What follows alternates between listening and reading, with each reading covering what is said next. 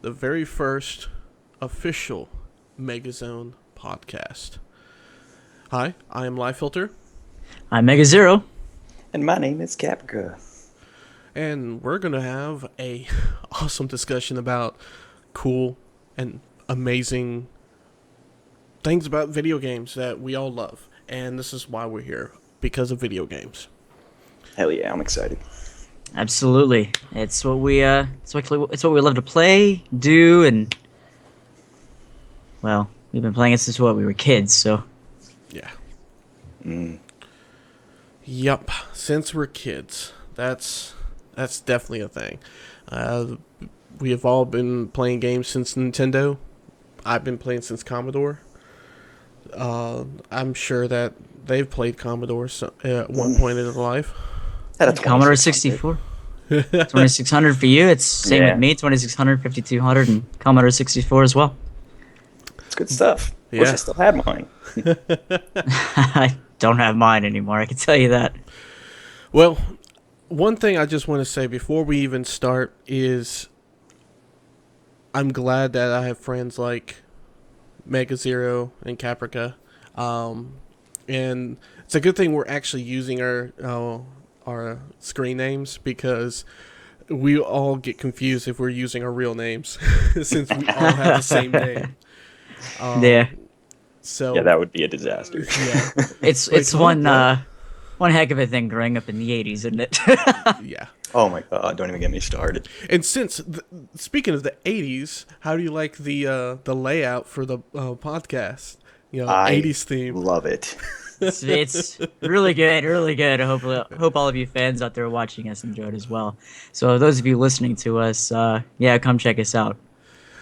Well, I want to start also with one thing that I'm excited for, and that is the Final Fantasy XIV Heavensward expansion that's coming out in a month and a half.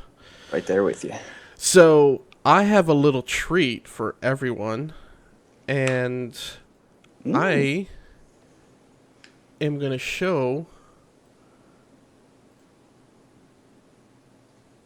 the benchmark trailer for Heavensward. Nice. I actually haven't seen this yet. I'm excited. I haven't either. Well, if you look at the bottom of your screen, you'll see it coming up. It is beautiful.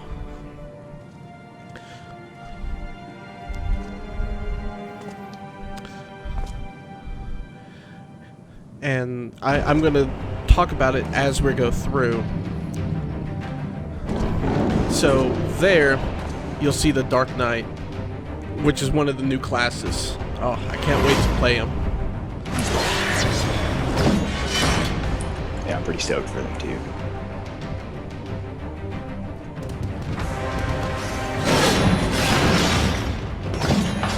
Oh. Absolutely. Dark Knight, yes. Yes, yes. But you also see that's sick. The Machinist, and you'll also see the Astrologian. Now, is the Machinist going to do anything like the Final Fantasy 11? Well, that gun. Yeah, they're going to be a gunner. And they also have a turret. And their turret's going to be a debuffer. Oh, so it's kind of like a pet class. Cool. Yeah, it's going to be a pet class. It's going to be very similar to the Bard as a support class.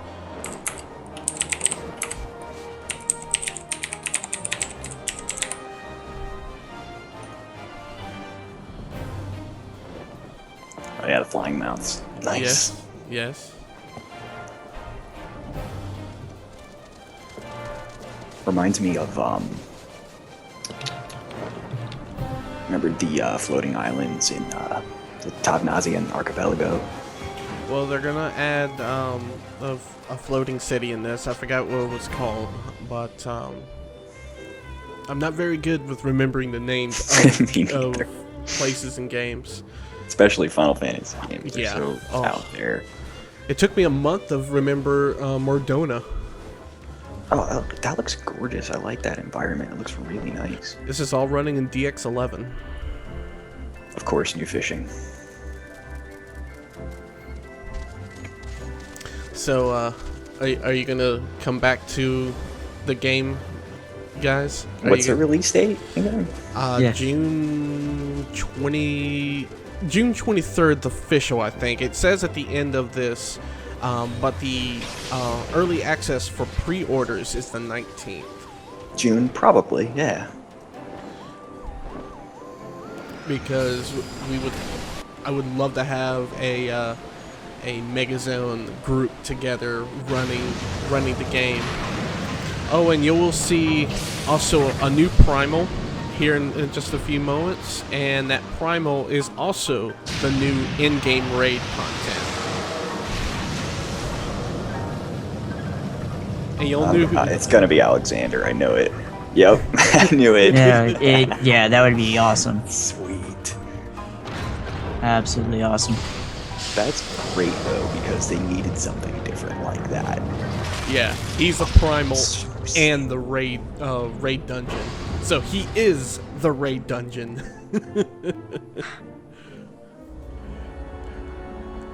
So That is pretty wicked.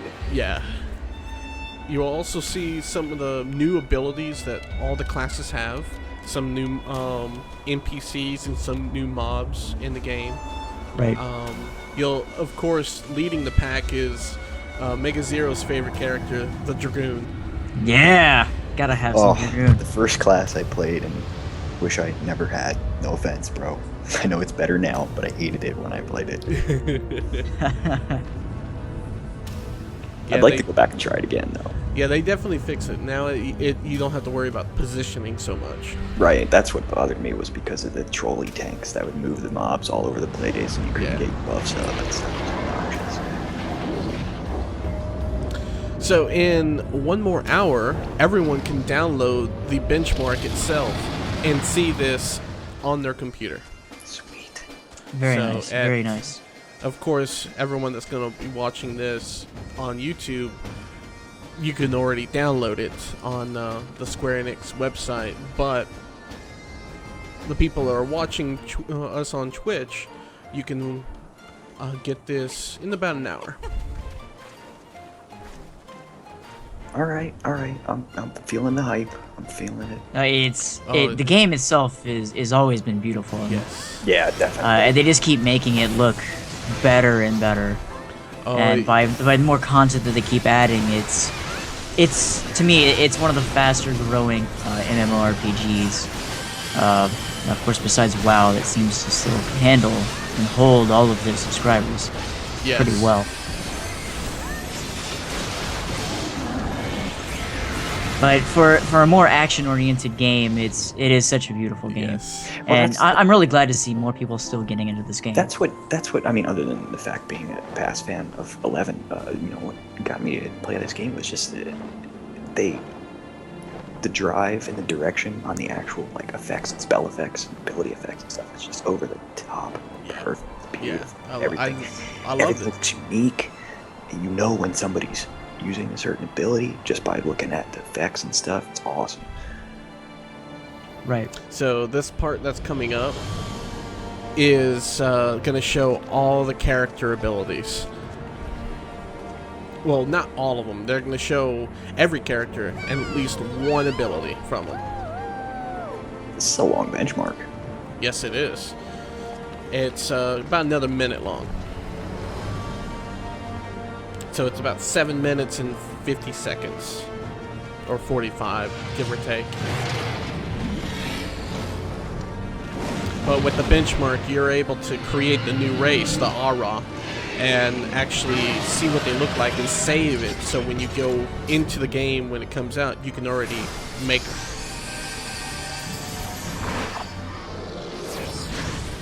And the game's story, I might add to everybody listening as well. The story is really good as well. There's nothing really lacking in this story. I mean, it starts off kind of quirky, I would say, a little in the beginning, but as you start going on, it seems to really pick up. Yeah, and it's great that your main story quest cutscenes are fully voiced over and everything. It's just a great experience, It's like, yes, that's another great experience, is just the fact that it is voiced over. Yeah. Not many MMOs do this. Here's the best part. Star Trek not Star Trek, excuse me, Star Wars: The Old Republic. Old Republic, right? Yeah. Well, Star Trek Online has a little bit too, but yeah. That's actually interesting that you say that, because Star Wars: The Old Republic was one of the few like solo campaigns, like level up experiences that I really enjoyed, and it was because the content was so gripping. Right. So at that point, you saw at the very end is a level 3 limit break for the Dragoon. That was pretty sick. Yeah. So all the classes, unlike currently, all the classes have the same. If you're a melee, you have the same limit breaks. If you're a caster, you have the same limit breaks. Well, they're adding the level 3 limit break for everyone is different. That's good. I like that. So you saw the Dragoon one that you could see the flying dragon just slamming down and just saying "fuck you." So that was awesome. I like that, because that was my biggest gripe about the limit breaks. Is like the only one that ever used them was your single target classes. Yeah. Your AoE ones were very situational. They almost never got used. Exactly.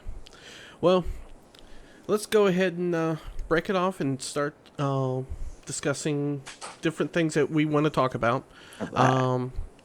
We do have a couple topics that we want to bring up for everyone, and one is definitely coinciding to this game is it worth it buying collector's editions? Because this game does have a collector's edition, and it's about $129.99, but it's pretty steep. It's an investment. It's an investment, and this is let me tell you what it comes with: a small statue, about yay big, art book that I probably will never look through more than once, and then everything in the game digitally, which is flying mount, some helmet pieces, and a couple of things like that. Mm-hmm. And the chocobo, right? No. Hat that gives you 15% extra experience or something like that. No. Was that? That was on the original collector's edition. Right. Got the, so this is a new collector's edition now. This is a whole new. This is a collector's edition for the expansion. Okay. So I looked at all that, and I'm like, man, for $129 for an expansion collector's, that's pricey. Yeah, that's very pricey for an expansion. Hell yeah, that's up there. So I was my wife and I were thinking about that, because she wanted the collector's because she loves the game, and that's one thing that I love about her. She loves this game. Like today, while I was playing Far Cry 4, the new expansion with the Yetis, which is awesome, she was crafting. She was gathering. She was leveling up at our friend's house with her laptop. She's just sitting there going, "Okay, I'm level 10 now." So, that was one thing, but so she didn't think it was worth it, even though she loves this game. Just getting the items in there. So we decided to get just 2 collector digital, because we wanted the in-game stuff. We didn't care about the physical stuff, and that was $59. So still pretty steep for an expansion. It was $60 per copy. So we spent the amount that we would have spent on a physical copy, and got 2 copies of the actual game. So what is your guys' thoughts on digital and collectors and things like that? Well, for me, I'm not one for the art books. They just, you look at them once, you put them away, they collect dust, or you put them back in the case that they came in. I mean, unless you're having a lot of friends over, you can set it right down there on a nice table. It's kind of like, hey, everybody, come on in, check out all this collector art books that I've got, so they can look through them themselves. But the thing is once they come over and look at it once, are they going to want to look at it again? I find that the ones that come with the statues, for me, or the figures where you could set them up somewhere to display all the time. Kind of gives a room a little bit more of a look than setting your book somewhere all the time. Yeah, Definitely. I agree. I agree. Like, I mean- you know, exactly what you mean is like this sucker right here. There we go. That's a collector's edition that was worth it. But I got this used at a game store. That's a good score. Yeah. Yeah. $59 for the whole set. But yeah, I completely understand. I understand what you mean about that. What do you think, Caprica? You know, I'm partial to them in certain circumstances. I've spoke with you a little bit on this before. Now, if I'm really into something, now my guilty pleasure, I don't know if I would call it a guilty pleasure, but Fallout, I've bought every single one in collector's edition, every last one. As I've said before, if they were to release a box set that was every single game, and it cost $200, but it had a bunch of cool stuff in it, and it was all Fallout related, I would jump on it. I'd be one of the first people to pre-order it. But it's a very particular thing, and I think that goes for a lot of people. Now, there are, of course, some people that will buy each and every one, you know, especially when a new console comes out. When the PS4 came out, I had friends that were buying a collector's edition for every single game because there wasn't a lot of games coming out. So they're like, well, sure, why not? But, you know, in my case, it would just be every now and then I feel it's justifiable. You know, if you're really, really into something. When I was really into World of Warcraft, every expansion came out, I bought the big box. You know? Yeah. When you're really into something, you can justify it. But in certain cases, if it's going to be something you're not sure about, you know, especially if you're a PC gamer, and there's not a lot of physical content in general for PC games these days. Yeah. Most of the stuff that you buy in the collector's edition is all digital in-game exclusive anyway. These are And where half all the my time- games are. Right here. In this little Yeah. box. Right That's here. it. Yep. That's and what I mean. half the time, you know, some of these things that they give you for digital are pretty much things that they're going to offer you in the end anyways. Yeah. Yeah. Or $5 they lose the $5 value. later on, $3, and it's like you're paying how much for it now, right up front? Mm-hmm. I mean, I'm not one to talk. I did get the Marvel Heroes back when they first launched by the creator of Diablo 2.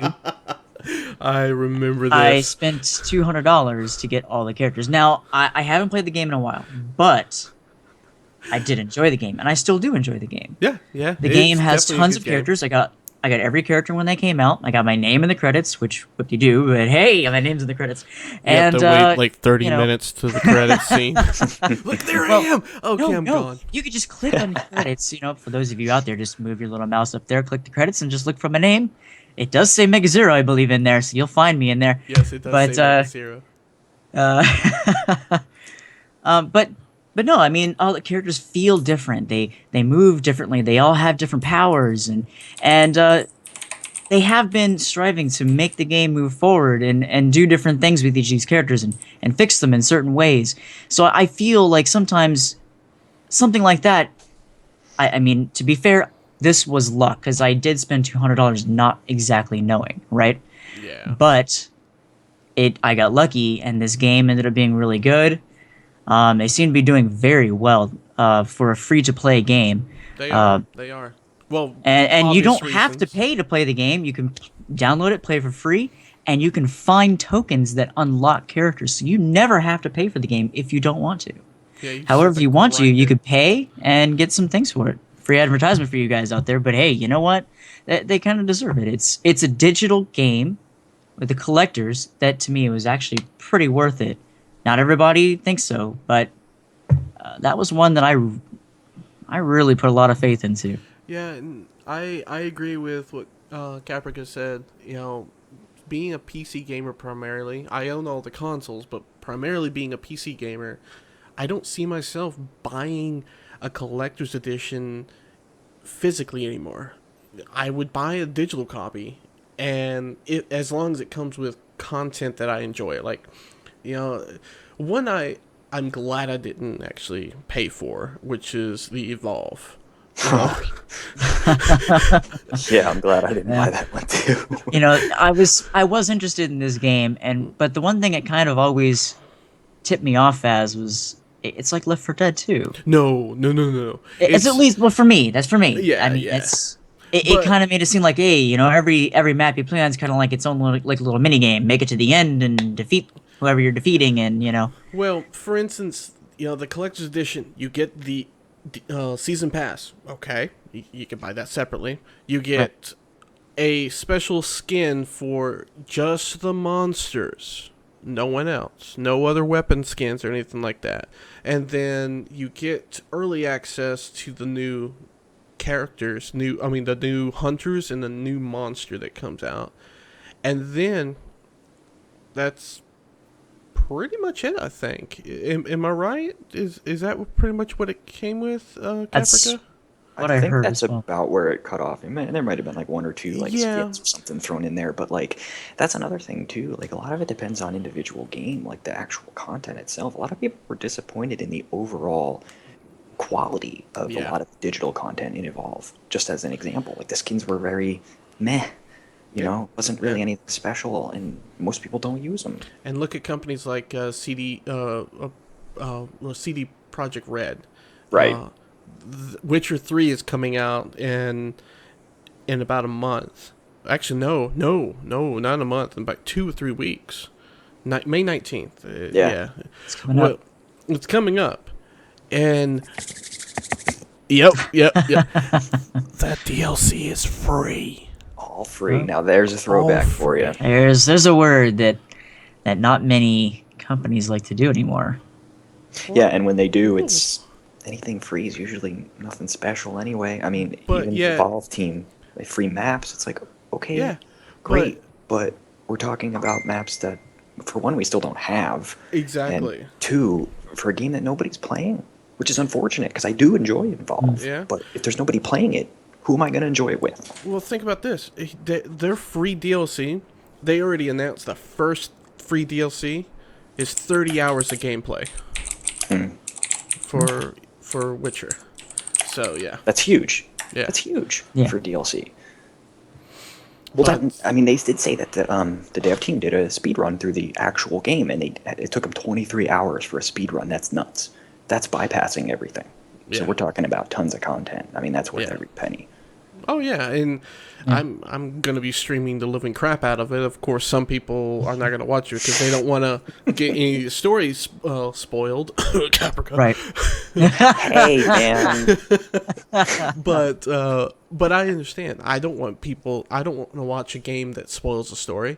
Even though I watched a complete playthrough of Bloodborne, because I didn't see myself paying that money to buy Bloodborne, even though I would love to play it. Okay, so yeah, I would do that too if it was a game I was pretty sure I wasn't gonna get.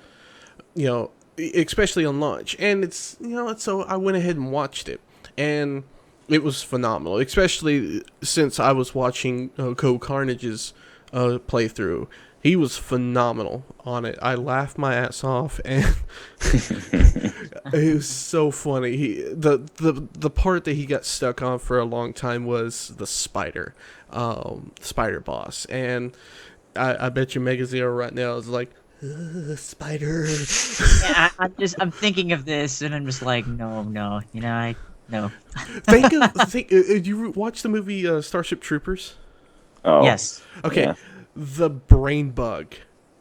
Think of the brain bug. That's what the spider in the game looked like.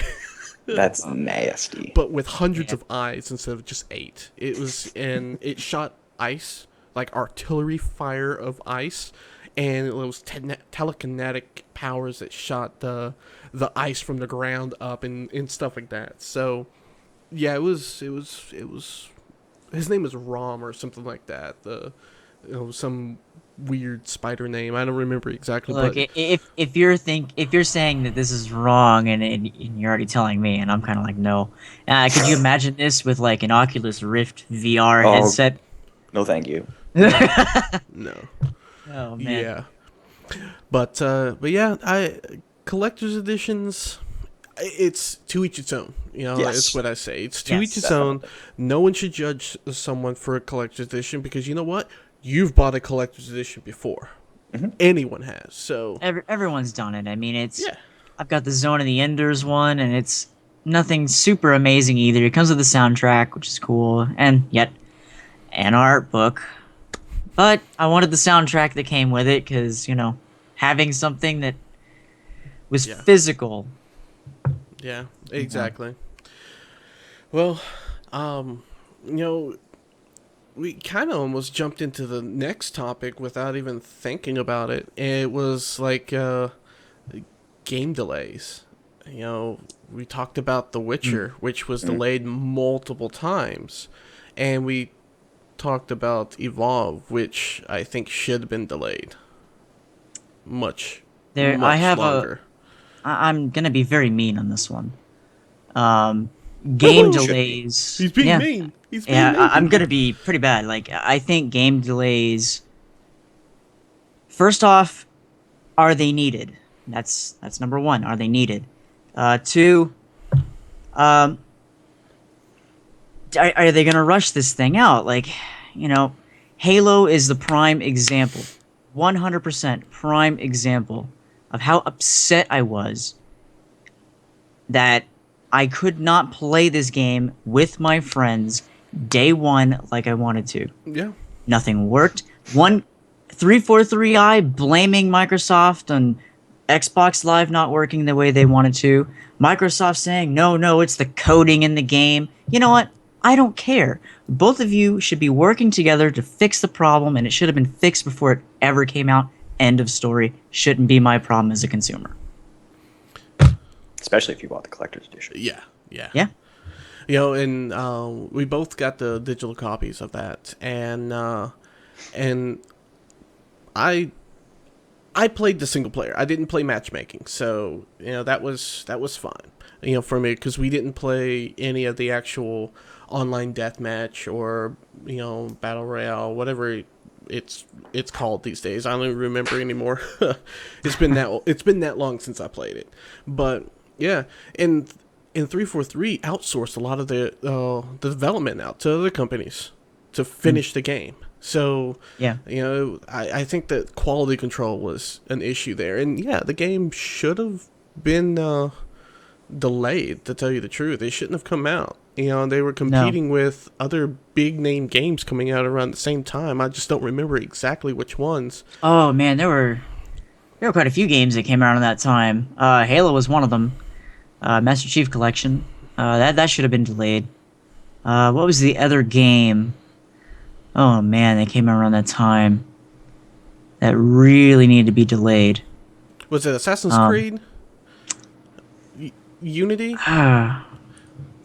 There's always something wrong with an Assassin's Creed game. Yeah. I own one game. And I've barely played through it. But to be fair, I hear so many times someone falling through a floor, walking partially through a wall and getting stuck, or a load screen didn't load for them. The same could be said for that though on a bunch of Lego games. I've had problems with. I played my one Lego game, Marvel Superheroes, and I watched you get platinum on that. You watched me get a platinum. I was like, man, I was reading these things. I'm like, man, I'm gonna do this for the first time, and there was a lot wrong with that game. Oh yeah. Just to get the platinum. And but again, those games weren't. I won't consider that something that needs to be delayed. Those are just little things that they just didn't find, and quality control was working, and they just missed a few things. If I can remember the other game, I'll mention it. That Caprica, do you happen to remember it? He's like, no.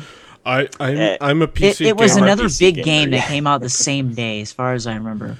Well, regardless, on that game, I think that games should take developers and even. Oh, you know what?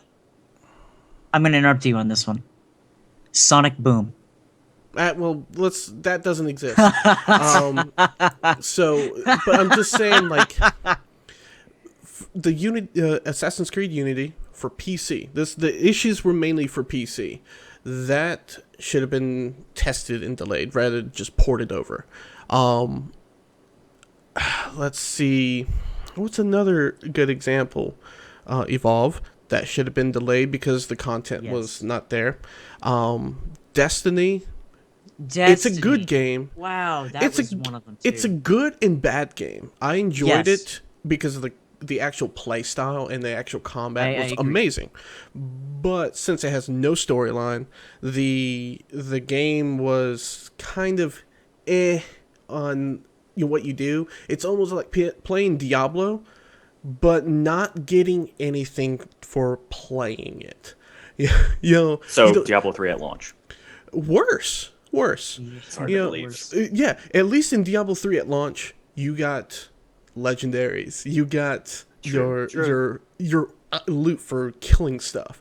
This game, you can kill an entire map 3 times over, and then you'll get one little blue. What were they called, man? I forgot. The little blue orbs. The engrams. Yes, the engrams. Thank you. Yeah. You get a blue engram. Then you go turn it in. It turns them to green. So quality control. They said that they messed up on that, and that was some error in their engine. No. One person, they did say, "Oh, that was the way it was meant to be," but ended up saying, "Oh no, we forgot. We didn't put a decimal over," or some stupid crap like that. Yeah, and that would have been so easy for them to patch. I mean, I say this, and I'm not a developer. I could be totally wrong. Sorry, Bungie, but. Again, another one of those things that falls down in line. Test your game before you release it. Well, push it back a week if you need to. Nobody cares. Well, I don't think it's actually Bungie's fault completely. It may not be. It could be Activision. It could be. Who knows? Yeah, a lot of people are saying it's Activision's fault, and things like that. But you know what? That's just another thing. But for instance, here's a game that's coming out very shortly, that's been delayed, and it's been pushed back because the developers said they want the game to be good. They want it to be an experience, so they kept pushing it back. And that was The Witcher 3. And for instance, The Witcher 2, if anyone's played that, they loved it. You're also talking about a small development team that has a lot on the line. If they bomb The Witcher 3, they're done. That's it. They're not. They cannot crawl back out of that hole if they dig it. So, hey, more power to them. They're a small company. They're backed by a small publishing company. They do most of the stuff themselves. So, I mean, a company like that can afford it to take their time. Yeah, and you're not talking about being backed like a big publisher like Activision, who's just pushing and pushing. EA, they push and they push. Get this out. Activision, EA, they just they're just throwing the money out to get that game done, and then we're gonna have a yearly game now. That's now your Assassin's Creed. Every year there's an Assassin's Creed that comes out, and now Call of Duty. That's a yearly game. Yep. And they slightly upgrade the graphics. They either copy paste everything, or they just say, okay, well now let's say Titanfall style of game. Okay, well let's do Black Ops 2. Let's add robots into the mix now. That's pretty much what they did. So, okay. Well, I do have a strong opinion on this topic, and I've actually put a lot of thought into it recently, and I think a lot of the reason we have such a stigma towards games either coming out too fast or being pushed out and not coming out fast enough is because, think about our generation. When we were kids and we had our 8-bit games and whatnot, we had no internet. We had no medium to know when stuff was in development, or not. So all we knew was what was in Nintendo Power or Game Pro. That's correct. Or EGM.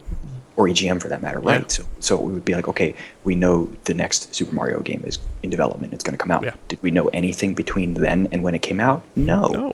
Nothing. The only people that knew were the people that were working on it. Yep. So now you've got a medium like the internet where you can find out everything and anything about development stages of a game and know exactly when it was started and when it was supposed to come out, when it didn't come out, when it came out too early, and you know everything step by step. So we're talking about a couple of guys, everyone from our generation, in fact, that just we're now in this know all of a sudden. we're aware of everything that's going on within the gaming industry at every moment of time. Yeah. So I think that there's definitely we're a little bit different now. We know all this, and knowing this, we wonder and we question it a lot more than we ever would have back then, because for one, we were kids. So it was just awesome to know that there was a new Super Mario game coming out. Oh yeah, Or a new Zelda game or something, There also wasn't as many games either, too. Now we're talking about, we've got 3 consoles that are the three beasts, and you've got PC. So, I mean, there's tons of games coming out left and right. You've got multiple games coming out every month. It's easier to keep track of them all. So, and you've got different business models. And the reason I'm more interested in this now, too, is because my fiance, my father-in-law, he is a novelist. He's a writer. He writes about a book a month. Now, his publishing company and his editor push him and push him and push him to get stuff out. He got due dates. If he's late, they delay his paychecks. There's a lot of stuff that we don't know about. And, a company that publishes games, that puts all the financial backing for these development teams to do this stuff, they're just as bad. Yeah. We're talking about the same business model. It's no different. So knowing what I know now, it's pretty obvious that I can understand why a developer would push a game out. Doesn't make it excusable. No. But a lot of times they don't have a choice, and it's unfortunate that we as the consumers suffer in the process, because we get unfinished games. We have to deal with things like Battlefield 4. We have to deal with things like Evolved, Assassin's Creed, GTA 5 when it first came out on console was a complete mess. Yeah. I don't think it'll ever end, unfortunately. I think it's something that's just going to be part of it now. But you're going to have companies like CD Projekt Red that are smaller companies that are, for one, they've been around a long time. So they know their customer base. They know what they expect. And they have sort of a better connection with their games opposed to just financially. Yeah. Yeah. Well, and I don't want to make this as a thing that they need to make games slower, but the thing is, they need to make money somehow. I understand that. And when you have teams that are hundreds, maybe thousands of people to make one game, they can push those games out like it's nothing, but then where's the quality control? Right. Right. Versus a team like CD Projekt Red that's, I think, I want to remember, I forgot what their team size. Well, like another thing is too, like when you involve the consumer in your quality testing, I like the idea to an extent, because I feel like for an ever-evolving series or a specific game that can be around for a long time, it's a great idea. But when you take something like Battlefield 4 and you create a community test environment to make your players fix bugs and find glitches and things like that, okay, it works to an extent, but at the same time, you've got a lot of people that are older that don't put as much time in games as they used to. They put in a few hours a week, maybe an hour a night, a little bit longer here and there. You get more spotty with gaming when you get older. So what time you do have, you want to really enjoy. You don't want to be coming into a bug here and a bug there. Oh, yeah. Right. It's not. Yeah. When you get older, it becomes a little bit more unforgivable because you just don't have that free time anymore. And I think that's where opinions start to differ, is because you got kids that they're going to play it one way or another because they got all the time in the world. Whereas, we got families, we got full jobs, some of us more than one. You're not going to be able to play everything at that. And the games you are going to play, you're only going to have so much time for. So when you put in, you're going to want to really get a lot out of.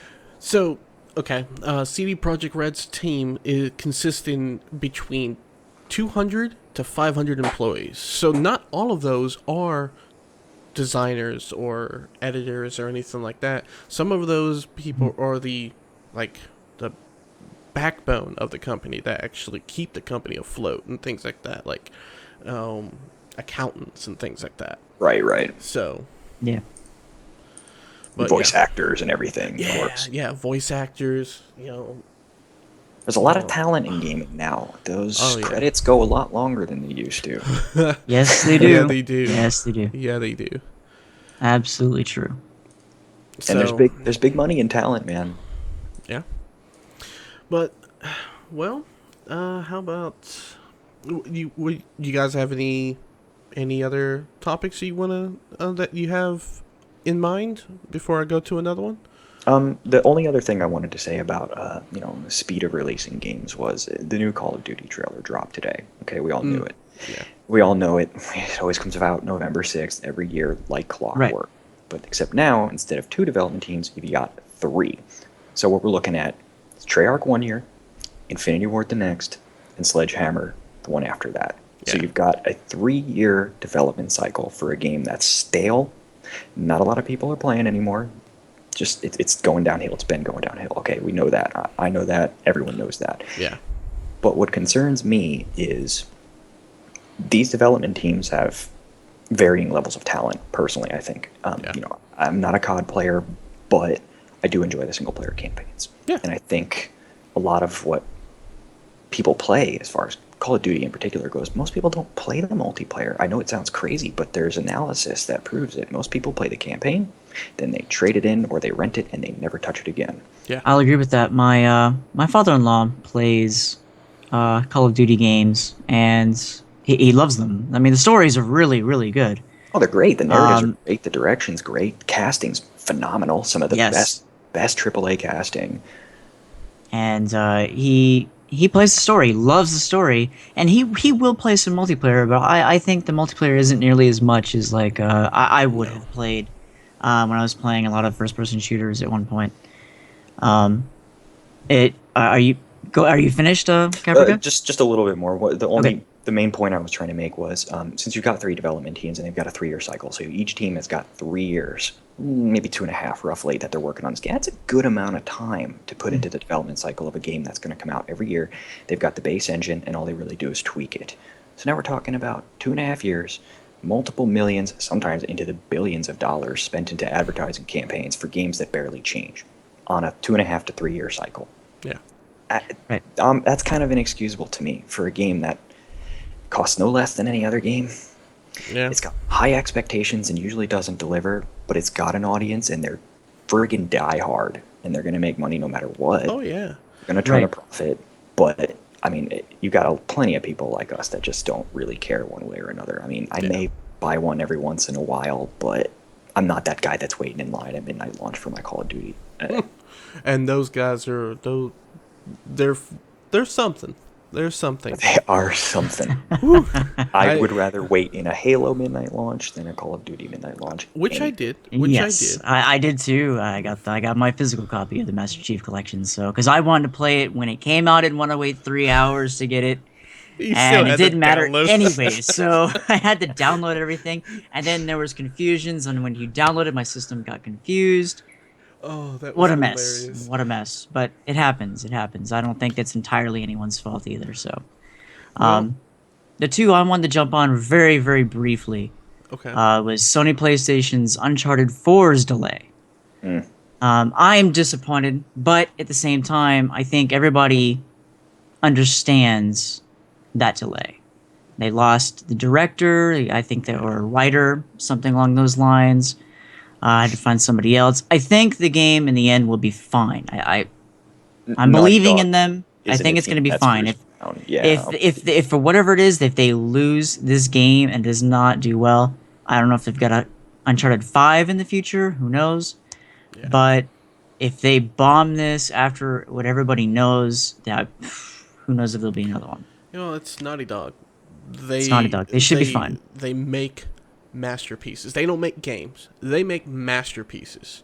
And I will buy a Naughty Dog game because Absolutely. if they brought Crash Bandicoot back, shit. It would probably Now- break records. Yeah. I honestly think so. You know how I- many people yeah. that are the hardcore. That was my first game on Really? PlayStation. Was Crash There's a lot of Bandicoot. people's. Yeah. And I bought my Yeah. PlayStation. Actually, no, I'm sorry. It was not my first game. It was the first game I rented. For those young people watching, we went to a physical building, walked in, gave them our membership card, and we went and picked out our game, an empty box, right? And Let's then not forget you had to hope it was in stock. Well, that's why you have they put the actual case and it had empty boxes behind. If the empty box is back there, you go, yes, it's in stock. You take it, then you take it to the front. You give them your membership card. They use this fancy. Or if you were at Toys R Us, you had a slip that had a price tag on it. Yeah. Well, ran it over to that box, and they had like a wall. So you take it to the counter, and then they take this card that then they put it under a barcode scanner that didn't work half the damn time. They're like, What's your phone number? What's your phone number? Okay, I got it, dude.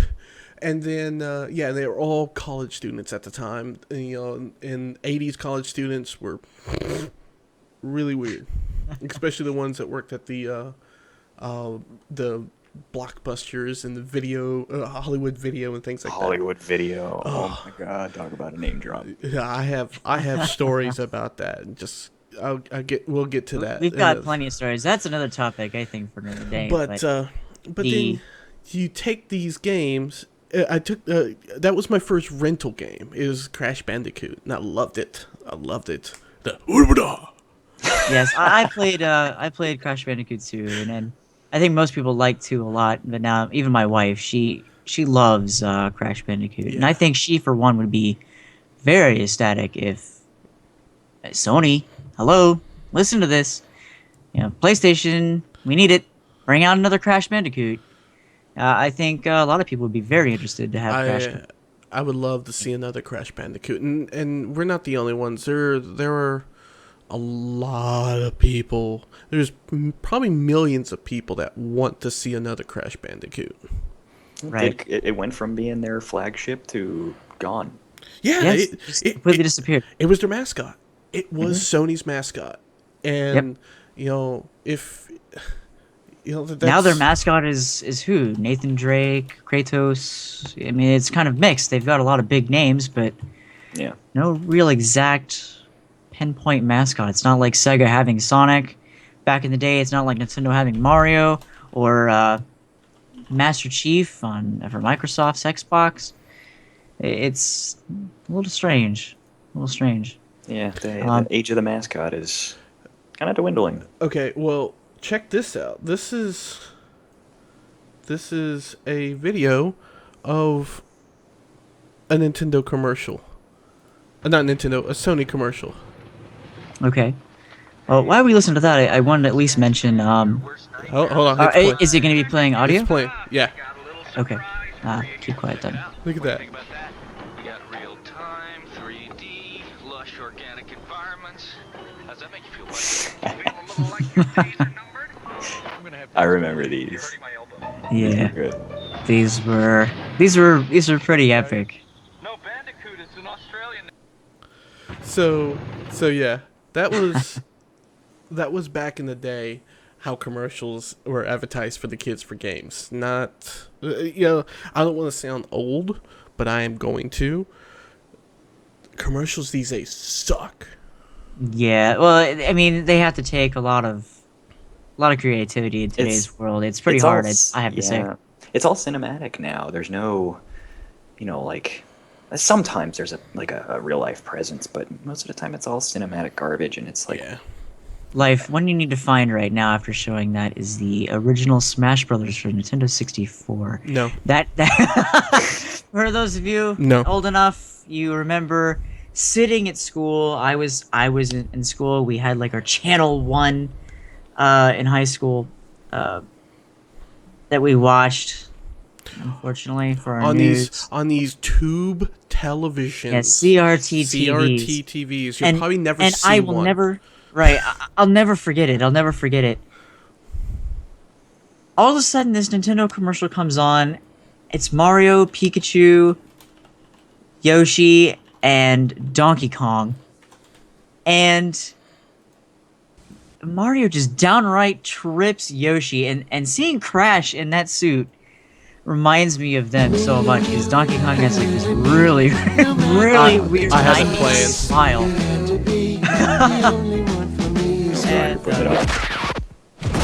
It's very quick. It actually is good timing too, because I happened to see today that apparently it was Yeah, I Smash remember Brothers this. anniversary of when they initially came out. In There one they are, four-player yeah. star-studded slam Yeah, fest only on Nintendo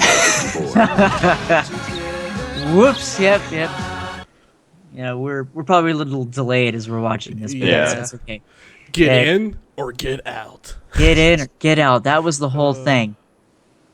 That was the whole thing.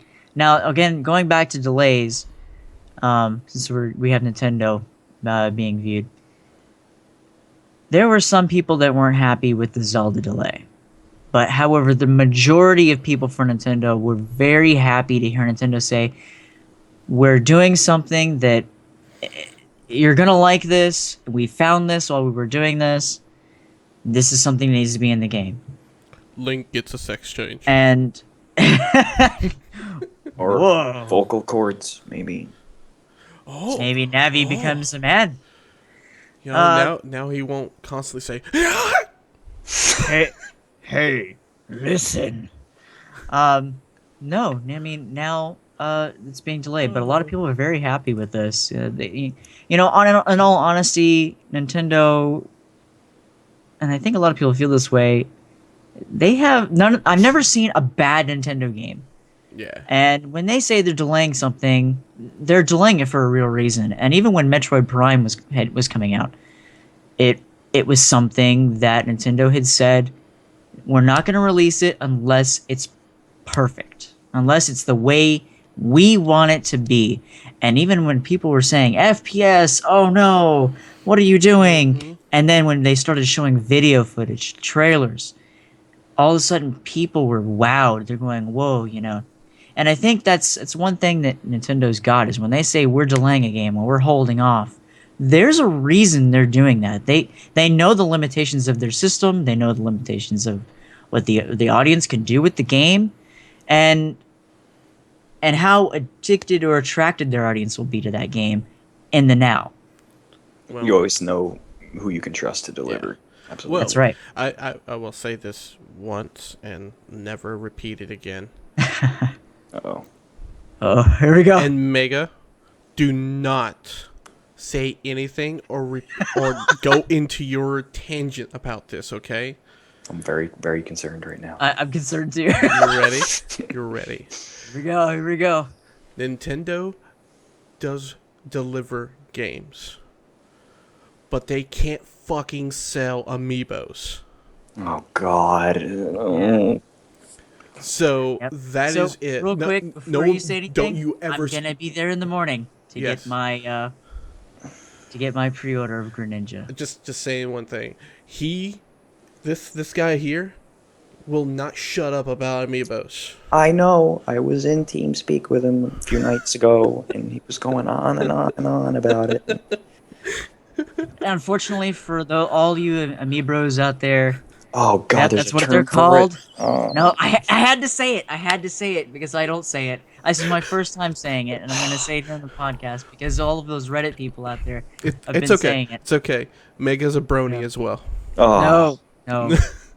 No, I had to say it because he never. Nothing knew what- against you bronies out there if you're into that.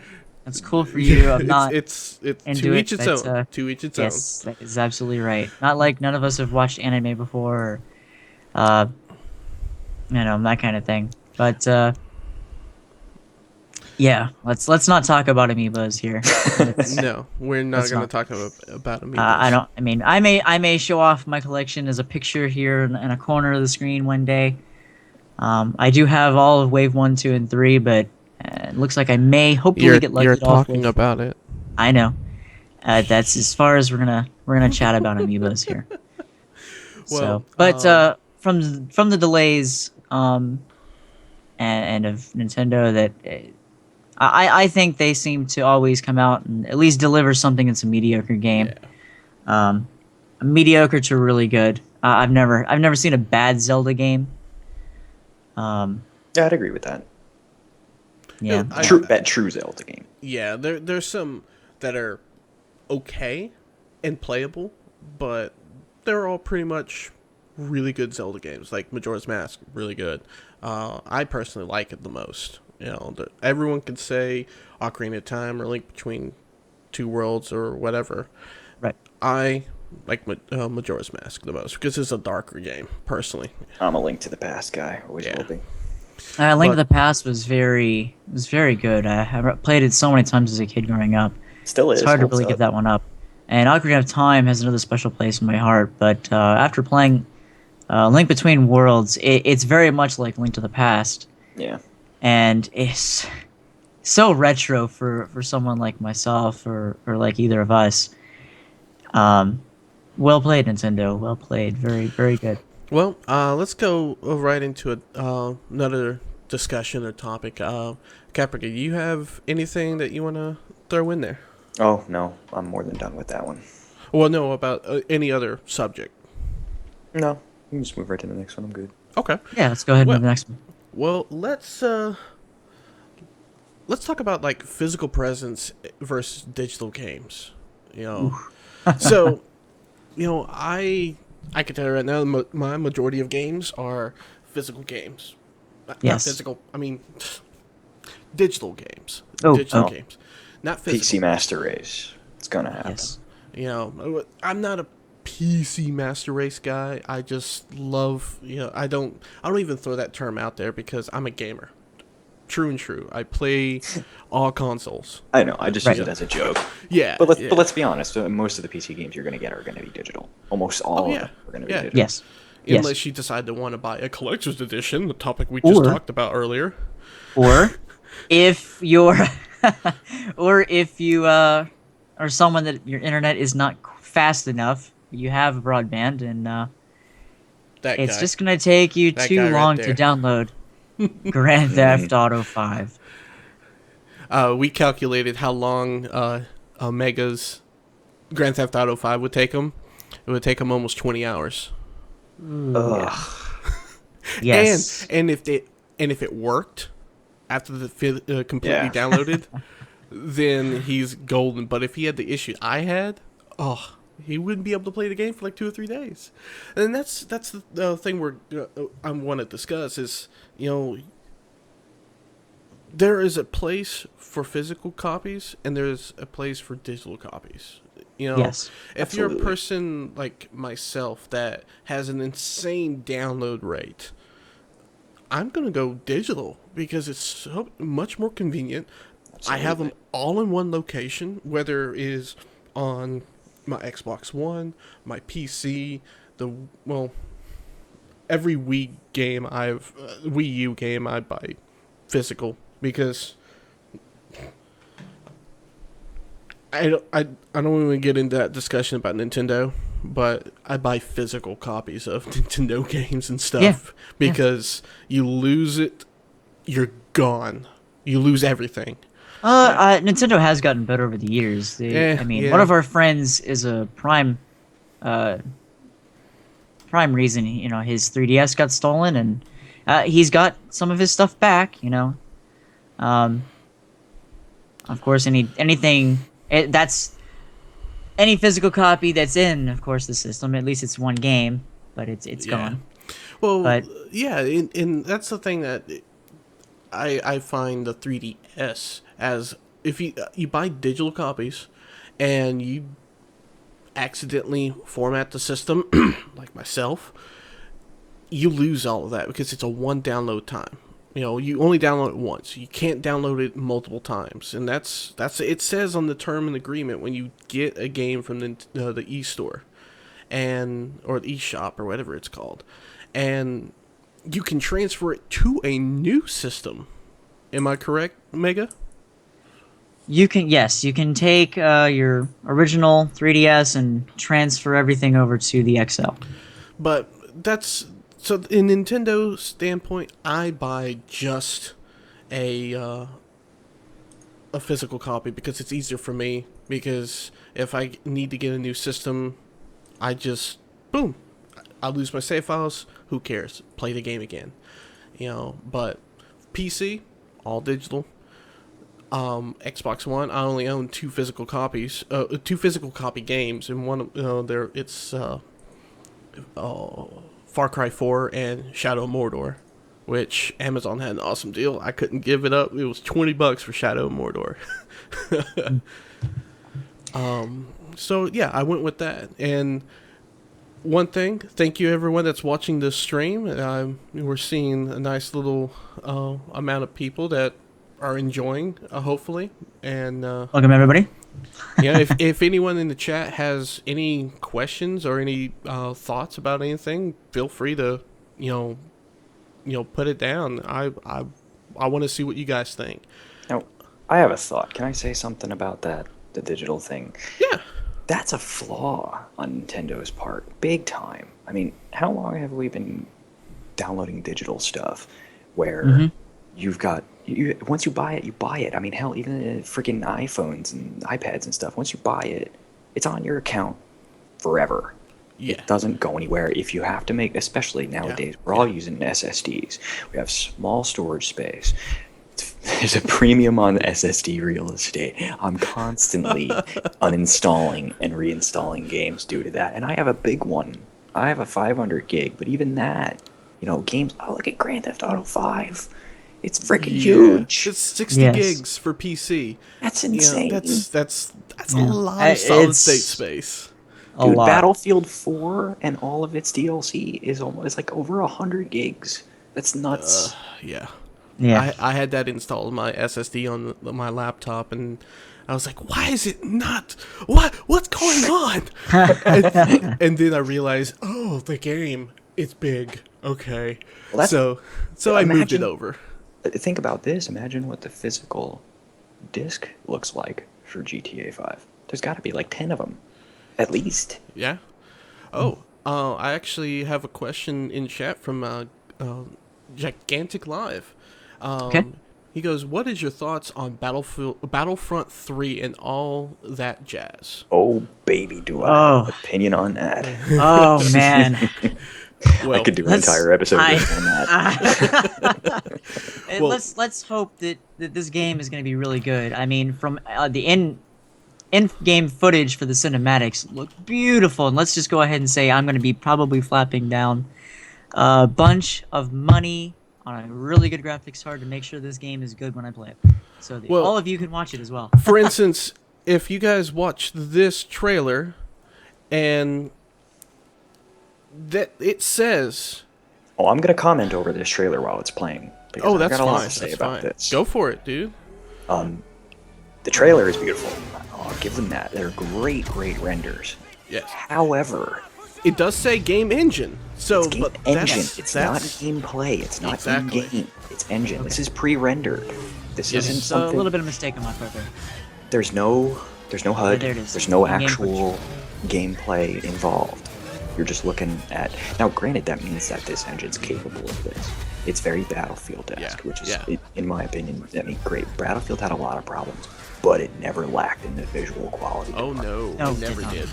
It still looks better than most games that are coming out now. Yes. If you can run it to that extent, of course. Of course. Well, I would love to see the day that games looked like this. And we may very well see it with this game. We can't say anything yet. I'm E3, we skeptical. will see gameplay. And Yes. that's June 16th is E3. And the Bethesda conference, Fallout 3. The Don't- newest Fallout. The Fallout don't- 4. It's going Don't to be shut your mouth. Shut your mouth now, because if it doesn't happen, I will quit life. I will be done with gaming forever because I have been teased. Okay, first of all, this isn't new with Fallout. This is nothing new. I waited like 10 plus years for Fallout 3. Yeah. Okay, and there was rumors the whole time of Fallout 3, Fallout Online, and a million other things. And then when Fallout 3 finally came out, I cried. I'm not kidding. I actually cried. I'm it was a blissful day. And it was a great game, so it all turned out good.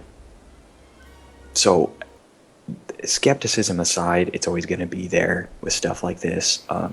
Battlefront's got a lot of bad blood for its past, especially recently with Battlefront 2 going 100% offline, which basically makes it worthless. Useless. It's a worthless game right now. They're Only still trying to sell it, but who's going to buy it? You can only play it local LAN.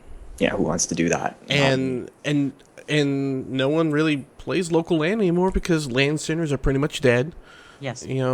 Yeah. You know, you don't- Unfortunately. yeah, it's like the arcades. Local groupings of people, it's dead. The only time you can really do a LAN center thing is going to a PAX or South by Southwest or something like that, and Yeah. bring your own PC and play there. Or You get a know? bunch of friends together and do it at home. You know, there's not, which is fun in its own right. But it's from not the my same. standpoint, my friends, the two people you're listening to, one over there, they don't live near me. They're Yeah. 1,400 miles away. So, I mean, I'm one to say and agree with Life Filter on this, with wholeheartedly and the whole arcade and LAN thing.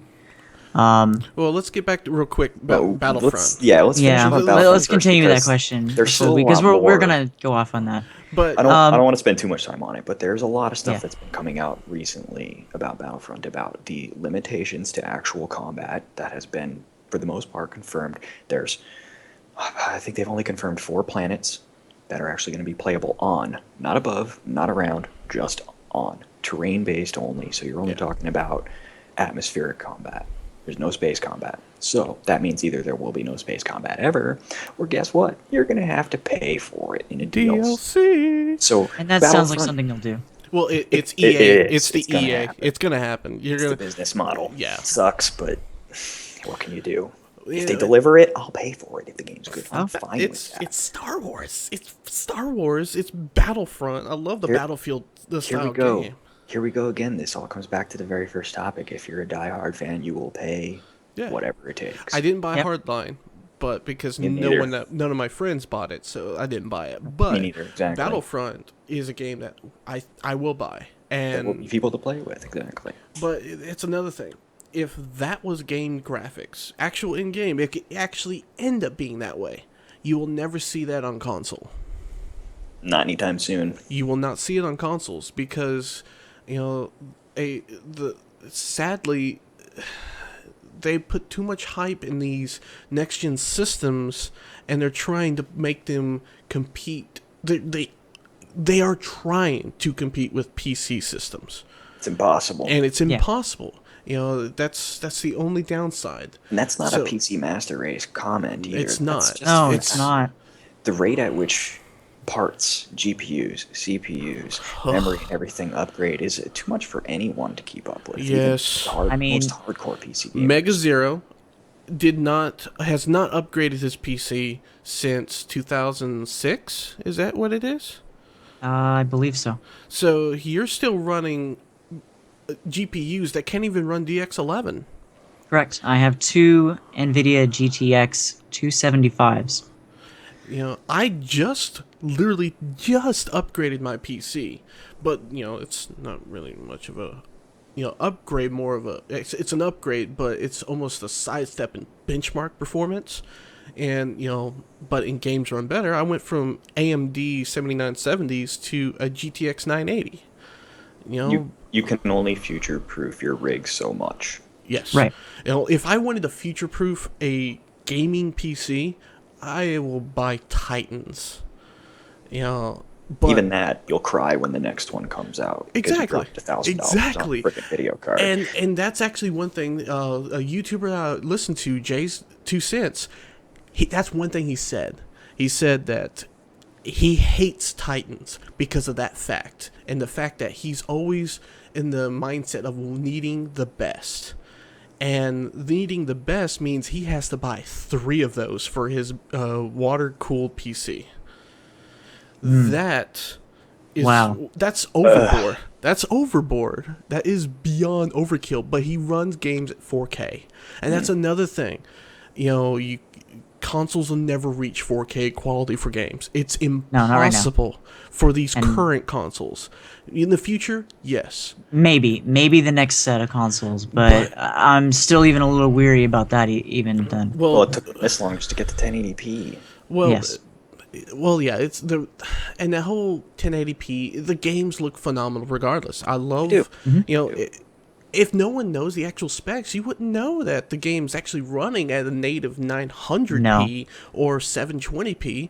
And to tell you the truth, you really can't tell the difference when these systems upconvert unless you have it next to another screen that is running a native 1080p. So, Yeah, a lot of people were giving Microsoft's Exactly. Xbox One a lot of crap about Rise. And, watching trailers and watching them play the game at It E3, looked awesome. the game looked very good. There's nothing wrong with that at all. Yeah, There's nothing wrong with a game that looks good as long as it plays Exactly. well. I If got it the doesn't game play for well, free. you're not going to buy it. Yeah, I got Right. the game for free when I first got my Xbox One. I got the Sunset Overdrive edition. Right before they dropped the price of $350, I still paid $400 for the system, and the next day, the price dropped. So Microsoft sent out all those people that bought that system a free game of your choice. So they gave me Rise. I picked out Rise because I didn't want the other games, and it looked amazing. I was like, okay, that's that. I don't know what the issue was. This is running Crytek. That's another thing. It's running Crytek engine. This is what happens, though. Like, the community goes from one thing to another. They'll bitch and moan about resolution, and then when they get the resolution they want, they'll bitch and moan about frame FPS. rates. Exactly. That's the new big thing. You That's the can't new have everything. golden It just word doesn't work right that now. Well, everything's finally there. Okay, for me, this is ridiculous. But look at what we're seeing in advertisements for video games now: 60 FPS. Are you freaking kidding me? You're using that as a selling point? That should be standard for everything across the board by now. Exactly. And All the I'm time. sure if you go to an average person, average gamer that walks into GameStop, that's mainly a console gamer, that's never even used a gaming PC, and you ask them, what is 60 FPS? They will not really know. There's And- a few that actually do the research and things like that. Right. But, the ones that just average ones go in there, I was having a discussion with one of the guys, at the counter, and they were like, oh, well, 60 FPS, isn't that something dealing with the picture going in and out? I'm like, yeah, technically you're right, but that's That would be the most layman way to put it as possible. exactly. Now, I have a game for you since you're on that subject. Need for Speed Rivals. Oh, that sucked ass because Yeah. that was 30 frames. Yeah, 30 PC as well. It's inexcusable. Yes. Locked at 30 Inexcusable, on even for PC. PC. Locked. So many people were griping, and this game looked great. It looked like something I wanted for PC, and yet it's Well, mainly a console game, to be honest. That's the thing. It really sucks to shell out for a really nice monitor that has a high refresh rate and then be locked at 60 even. I mean, 60 looks great and all, but if I have something that can push well over 100, guess what? I'm going to want to push it to its absolute limit to what my machine can handle every time. And it's a scientific fact. Your eyes can see higher than 60 frames per second. But your eyes have to train to it. That's the thing. If your eyes are trained to, it's like, here's the prime example. Televisions. Here's the example. The televisions, the flat panels when they first came out, they were all 60 hertz, right? Mm-hmm. Well, everyone then saw the 120 hertz televisions come out. You notice the difference in the way they looked. They looked more fluid, more realistic. That's technically running almost like 120. That is 120 hertz. That's 120 frames per or refreshes per second. Yeah, like when LEDs came into the market, that was the big Exactly. thing. So much Yeah. smoother because And of then, their yeah. refresh rate. And then like plasmas, they run 600 hertz.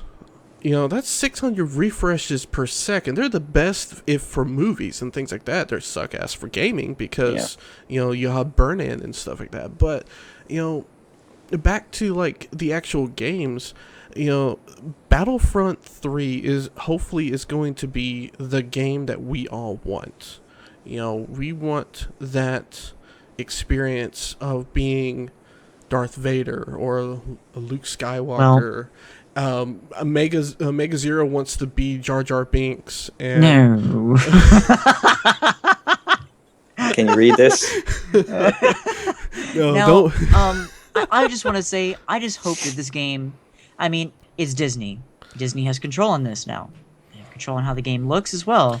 Oh yeah, there's because gonna they be a bought into Mickey, it. Mickey Vader. So, yeah, personally, those of you out there that are Disney fans, look for a hidden Mickey somewhere. I'm sure someone's gonna throw one in there They somewhere. always are. yeah. Beyond that, I want to say that I feel that because Disney has control of this game is hopefully going to be the standard for how games should be. It's EA. I know EA's got control on DLC, that kind of thing. But It's an intellectual property owned by Disney now, and Yes. they're not going to let it fall flat on its Look face. at what least Disney now, did. So. right, look at what Disney did. I actually saw it today on the back of a Honey Nut Cheerios cereal box, where they deleted the episode names. They deleted the numbers. There's no episode 1, 2, 3, 6. It's just Star Wars: A New Hope. No number.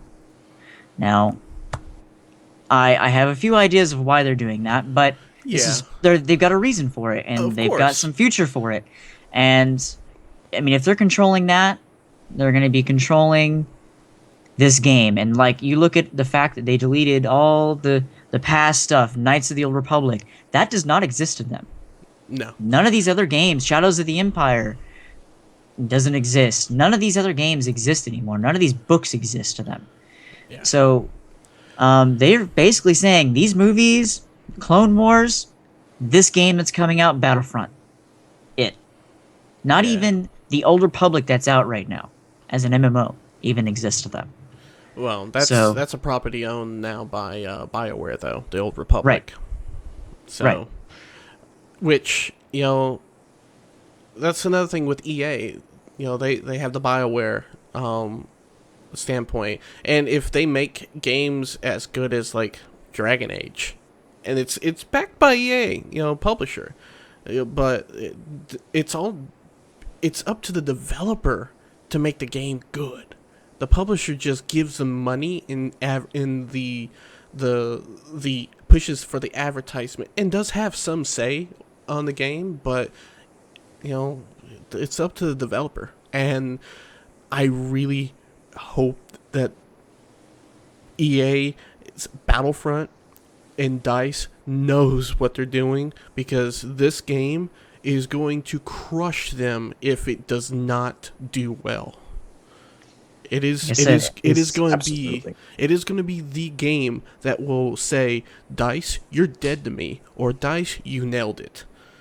And I can't Yeah, wait. I can't wait to see it. think I can't play wait to it. see it either. I think There may be some value behind the failures in the past recent years. Yeah. There may be some lessons learned. I'm really hoping, because I'm a Netcode. diehard dice. I'm an old school Netcode. dice guy. Old school dice guy. So it's like, at this point, Yeah. you have one more chance. Battlefront is it. If you drop the ball on that, we're no longer friends. this is Screw you this is a guys, very I'm big going game. home. Very big game. I mean, I've got a lot of consoles, and I've got 2 kids, and they have played Battlefront 1 on the original You're a great dad. Xbox, He and is they a love great it. dad. They He love is a it. great They dad. play co-op. They've played against each other before, but they love playing co-op with each other to take down the other team, and they love it. They love it. There's a lot to love about Battlefront. And yes, Battlefront 2 did some new things, which I did like, and some things that, obviously what Life already said that they dropped the ball on, and lessons learned. Let's leave it at that. Let's leave it at lessons learned, hopefully. The game looks good. It all, so far. it all comes down to content and playability. Yeah. That's what it's coming down to. And- If I get into that game and I can't drive an AT-AT, I'm gonna be pretty upset. They're not gonna do that. They're gonna let you drive an AT-AT, or It needs to be involved in somehow. It can't just be something walking around by AI in the background. It needs to be. I don't think it would be. involved. I don't think it would be. I think they're gonna allow you to get in. Yeah, I think they're gonna allow you to get in. I think they're gonna allow you to step on Ewoks, and Oh, Please. I just oh, want to Let me step throw on them one. up I just want to step on one. That's all I care about. It's kind of like today when I was playing Far Cry 4. I unlocked the sticky C4, and there was a like a herd of goats, and I stuck one with a C4, and they ran off, and then I went deep, and flying goats. I was like, holy shit, it actually worked. That's great. Oh man. But yeah, they Yep. Battlefront. Battlefront. There's not really much to talk about it because Not yet. You're right. Not we, yet. we will have to revisit it before it comes out. Absolutely. Yeah, this yeah. this is something we're going to talk about. Obviously, there's going to be a lot to talk about when E3 comes. Oh yeah. Because there's going to be so much information. I mean, speaking about Star Wars as well, freaking Nintendo, take hint, Star Wars, which you were initially doing, Star Fox, excuse me. Their whole main thing Star Wars. No, was- Star Fox. was Star Fox was a part of Star Trek and Star Wars, mainly Star Wars, thrown into their game. Please, for the love of God, do what you said and bring that feeling back to Star Fox. And we're gonna see that at E3 too. Do a barrel roll. There's gonna be a lot of Star Wars, Star Fox talk here because, and there's gonna be a lot of stuff we're gonna be talking about, not just that as well. But that's another game as well. Gigantic Live. Thank you for watching. Yes, thank Thanks, you all for man. watching. So, well, here's another thing I want to talk about after, we talked about so we basically talked about game delays. We talked about the physical and digital presence. Just brick and mortar stores are going to be obsolete in the next 20 years, I personally think, when it comes to actual games, because physical games, they're going to slowly die away. They are, and I'll be sad when they do. I'm a big contributor to physical copies. Big contributor to physical I copies. think a big part of that is format and just the size restrictions are getting a little crazy. Games They are are. only going to get bigger as they look better. Yeah. So you I can only agree. fit so much on a Blu-ray or a DVD. Yeah. The game's going to be cartridges again soon. I mean, already right Oh, now, you jeez. get a Blu-ray for a PS3 game, or a PS4 game for that matter. Yeah. You've only got so much content on it. The rest of it has to be installed or Yeah. downloaded for you Yeah. to actually play it. You have 50 Yeah. gigs max on the dual layer discs. So that dual layer disc can only hold so much, and it mostly compressed because of the games. Yeah, they have to be installed. Every game gets installed on the PS4. Every game gets installed on a Xbox One as some form, shape, or whatever.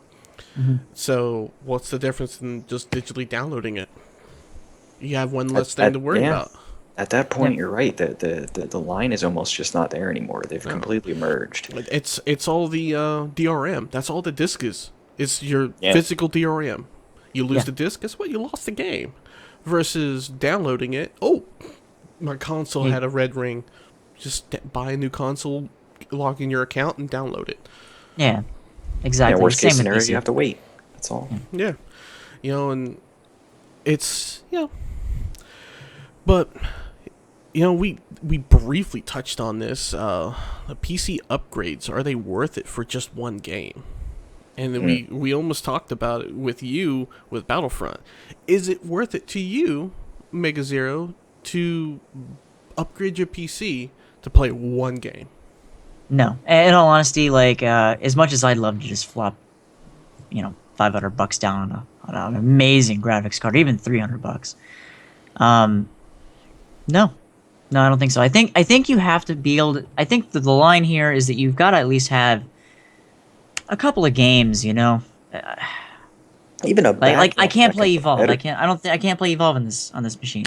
I can't play Alien Isolation because I can't do DirectX 11. You as can't well. play Dying Light. I can't do Dying Light right now. So right now, as you all can tell at this point, yes, I've had these graphics cards for six years. No. Yes, 6. Yes, 6 years. And it's coming to the point where I'm going to need a new graphics card. But you wait to get the graphics card to where you have the games that you want to play. They're going to get cheaper as time goes on anyways. Wait Very to get it with your fast. friends. Yeah. Yes, and obviously for PC players, you've got Steam. hello, you've got the spring sale, you got the summer sale, you got a sale, you got a fall sale, you got a Christmas holiday sale, winter sale. My Yeah, wallet they've got a hurts. sale just about every weekend as well. I mean, there's plenty of time to get your games at a cheaper price as well. Wait till you have enough games that you want to play, that you can't play, and then flop your money down, get that graphics card you want, and then enjoy it. Have a lot of fun. I think just for Battlefront alone, no. I think that's Well- way too much. I think you're going overboard. You're paying for a $60 game, you're paying $500. You know, you're already over half a grand. Well, here, let's throw this in. What if the new Fallout? If there's a new Fallout that comes out, yeah, look at Caprica. He knows right where to hit me, where it hurts the most. Exactly. A new Fallout, and his video card cannot run it. It requires like a Titan to run it. I'm looking around my room to see what I can sell to. I got a couple of extra monitors I can probably pawn off. No, I've been here, dude. I think he needs my wallet. Needs some help. Let me see over that there. again. How thick was that? You know. Well, I mean, there's no cash in there, so I mean, you know, See we're credit not cards, doing though. too good today. Yeah, he has enough cards. I gotta go buy those amiibos today. Okay, I've been in this position before, not with Fallout in particular, but with Battlefield 4. When Battlefield 4 was announced, Battlefield 3 was peaking, basically. It was at the point where it was as fixed as it could be, and they were ready for a new game. So I don't remember what card I had at the time. You had a Off the top of 5 my series. It probably was a 5 series. It was like 570 or 560, something like that. No, it was a 460. That's what it was. Yes, It was a a 460. And now, I'm not gonna lie, that card did work for the time I had Yeah. it. That was a good card. It held up. It played pretty darn. It ran Battlefield 3 high with a little bit of mixed medium in there. Like, take off lower some shaders, some post processing and stuff like that. And Yeah, my wife had the SLI 460. She would loved it. yeah, and it was great. I loved that card. I still have it because it's like the sentimental value behind that thing because it did so much for me over the years. Nevertheless, it was time. I invested in a GTX 670 for the Win Edition, which I still have. It was about $436 when I bought it, which is insane, even now thinking about it. However, again, it's a workhorse of a card, and it's still going strong. It runs hot, but what video card doesn't anymore? It's great. I feel like it was worth the investment because new games that are still got Grand Theft Auto 5 runs between 70 and 80. It does drop at times. General gameplay is not a problem, though. I don't get it to the point where I'm like, oh, God, this is unplayable. Now, it's tweaked, obviously. You're not going to play everything at max settings all the time with every card you have. It's just not going to be that way ever.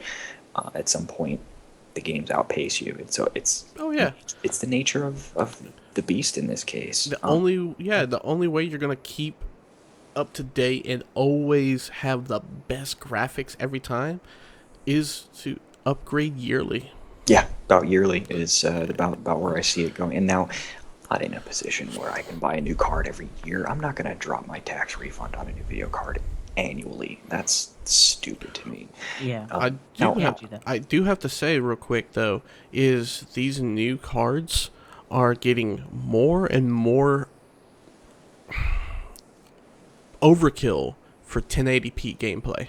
But Correct. there's value behind that, which is Yes. good because you're as future-proofing it as you can. Like we said before, when you buy a card when it's new, it's kind of stupid because in a few weeks there's going to be another one out and the price is going to cut in half, if not more. Yeah. Or a new version. Oh, this one has a better cooler. This one's overclocked by 2 This one's gigahertz. overclocked, yeah. Or not 2 gigahertz, 2 megahertz. Woo! The reason I bought the 670 FTW is not because it was overclocked. It was, but because it had 2 gigs more in virtual RAM, which for the time, it's still above the normal benchmark value. Most cards are still sitting around 2. Some have more. Now, this is obviously an FTW edition, so it's got 4. So, I mean, I'm still sitting pretty. I'm good for another year or so. I have no need to upgrade that, even if Fallout 4 comes out. it'll Yeah. still be able to run it. But hey, to answer your question, if Fallout 4 were to be announced tomorrow and they said, my card's completely incompatible, I mean, I know it's pretty much impossible. That would never happen. But if it did, I'd have some time to save some money, and I Yeah. would do it because it all comes down to, being a fan of something. Yeah. Right. If you're that diehard into something and you want it that bad, and you're going to put the time in it, that's going to make it worth the money. Absolutely. Even myself, like I'm saying no to this right now, but who knows? Like we could see that Battlefront trailer at E3, and that might make me go, "Oh my God, it's done, it's over. I need this graphics card." We're not there yet. Like I said, we're gonna touch base on, I'm sure, on this subject as well again, a little bit. Yeah. And What about you, Life? well, for me, it depends on the game. Like Caprica said, if it's a game that you love, you adore, and you have to have it, and you can't play it, then upgrading a video card, then yeah, I probably would do it. I would probably try to do it, actually. And look at the reason why I just recently upgraded is not because I didn't have the power. I had the power to run games, but Crossfire or SLI doesn't work for every game, especially new ones coming out. They don't have the profiles, so I was never getting that full potential. So I was Evolve always didn't have it at launch. and I was still, and it still didn't have it by the time I got rid of my cards. And I was only running one video card, so I decided to upgrade to a GTX 980. I swore off multi-cards a long time ago. I'm never going to do multi-card again because of just the incompatibility most of the time. There are a lot of games that when you get SLI or Crossfire, they work instantly. Mm-hmm. And well, if it's Crossfire, more likely you're not gonna you're gonna have to wait a month, maybe 2-3 months before you get a Crossfire profile. But Nvidia, they put a profile the day before the game comes out.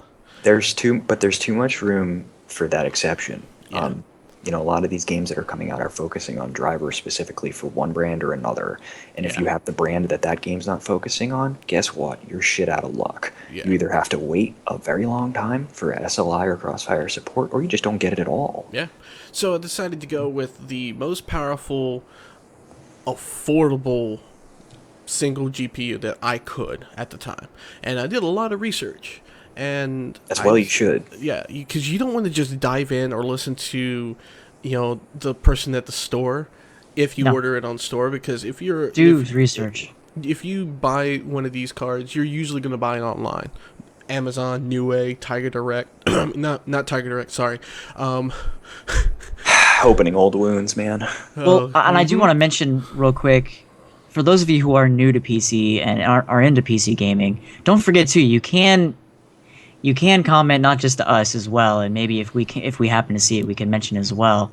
But there's also other places to ask as well. Like, you don't have to always ask the in-store employees. You can, like, Amazon has a question comment section where you can ask someone who is verified to buy that product. Here's the best place: YouTube. Yes. Talk to people that have used it personally. Go YouTube. You can do that as well. YouTube reviews. YouTube, like the top 10 or something like that, and you will get they're all opinions. But for the most part, when it comes to actual tech specs and things like that, people have a substantial knowledge about when it comes to, is this one better than this one? Why is this one worth $50 more than this one? Does it actually worth it getting $50 more? And that's what I did. I did a lot of research. It took me months before I decided. Compare specs. I decide. See if you're getting what you pay for. So I went with the Asus Strix 980. Oh, you're going with an Asus. How's that working for you? I love Asus. I have Asus motherboard. I love the main boards, but I've never used one of their GPUs. So Life recommended a laptop of Asus to me, and it's been phenomenal. Yeah, Absolutely phenomenal. So I went with that one because it uses an aftermarket cooler, the direct to cooler or whatever they call it. But the reason why I went with this is because Asus makes an effort to allow people to overclock. And that's one thing you'll never be able to do with a console unless you want to catch your house on fire. Melt it down. Melted. I overclocked it to the specs of the the $600 model, which is $50 more than mine. But I was able to overclock it to that performance mark on both the memory and the graphics processor. Right. And I saved $50, and it runs cold. It runs. That's the thing. If you're like us and you're an enthusiast and you monitor your temperatures, video cards these days are built to run nearly 100 degrees Celsius without shutting down. So their threshold is way higher than it ever used to be. So you monitor your temps, you do a little overclocking, you set your voltages correctly, and you're fine. You can have a lot of fun that way, and you can really extend the life of a card too. And that's the thing. We're enthusiasts. We love PC gaming, but we are also just gamers in general. So, you probably heard. Shepard, you have a message. I know. I had to go look at my command console, but You have received a message, sir. yes, but yeah, but there's It's a topic deep in my heart because I've been there for 15 plus years. I've been doing it for a long time, and I've built them for people, friends, family, and stuff. So it comes into play a lot. How much money should I spend? Maybe I shouldn't spend this much money. Where can I cut this much money where it won't affect my experience too much? It's not something you want to dive into without having a little knowledge. It all comes back again. If you love it, you don't care how much it costs. So, Absolutely. but well, let's go ahead and start wrapping this up. Got about another 15 minutes before we'll go ahead and close out the podcast and the Twitch stream. Okay. So final thoughts, you guys? Doing a little Jerry Springer, final thoughts? I think you've already hit the main topic. It's just, everybody needs to do their research before they just go out and go, oh, I'm just going to go buy this awesome, well put together machine that I see online. And, do your research. That well put machine that you see may not be all that it's quite wrapped up to be. I mean, before I got the one I got, I was looking at a Hewlett-Packard, and I did my research and found out that the motherboards were poor. So poor that everybody who was buying the system were getting blue screens, and then they'd ship it off, and then Hewlett-Packard would put the same motherboard back in there just for the person to open it, and instant blue screen again, right when they just plugged it in. So do your research, absolutely, on the models that you're looking at. And people have forums and YouTube, and there's so much information with the internet that you can just find out. There's no excuse. Yeah. No excuse. You buy something today that you don't like. Generally, The word of today is Google.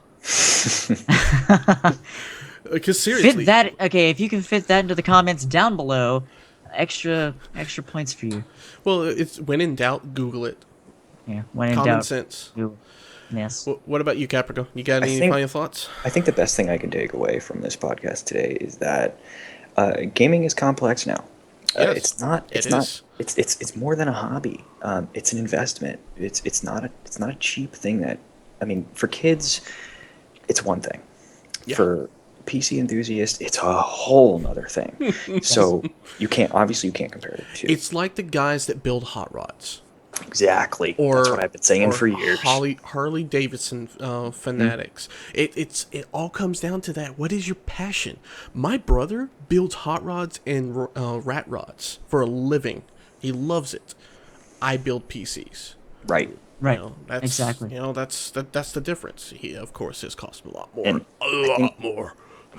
I think the culmination of every topic wrapped into one here is that take your time. be patient. I know it's difficult, especially with video games, because you want to be in there with everyone, especially the online ones. You want to be there day one. You want to get as high a rank as possible, as fast as possible. You want to be better than the next guy. You want to outgun the next guy. You want to win all the time. But is that wins. worth it for? But doing that, is it worth? Your fun sacrificed. That's where I'm going Absolutely. with this.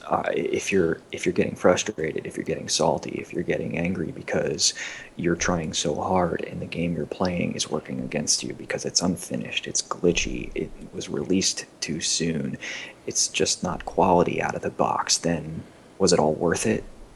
Probably not. But on the other hand, you probably don't know any better until it's too late. Yeah. Which is why we take past events into account.